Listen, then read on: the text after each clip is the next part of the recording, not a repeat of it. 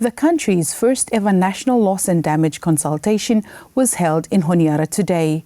The event brought together a wide range of voices to discuss how communities across the country are impacted by climate change. Alex Dadamu reports. The government, through the Ministry of Environment, Climate Change and Disaster Management, Solomon Islands Climate Action Network, SICAN, and other important stakeholders held the National Loss and Damage Dialogue in Honiara. The 4-day consultation brings together stakeholders including youths, students, people with special needs, and representatives from the rural and provincial levels. So the government is moving into, trying to put policies and strategies in place now to prepare us to be able to address this long overdue issue of loss and damage. So at the moment we have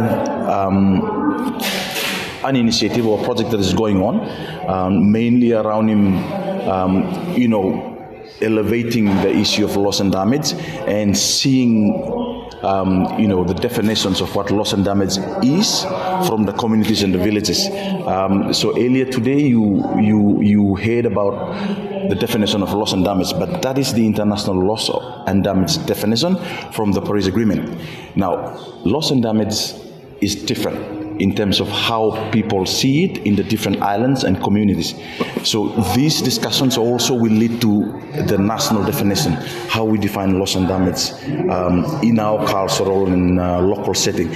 Tufa expressed the importance of including these groups in national climate conversations. In this instance, we wanted to have the youths, the children and people living with disability have their own so that they, can comfortably have the space to themselves to talk about what loss and damage is.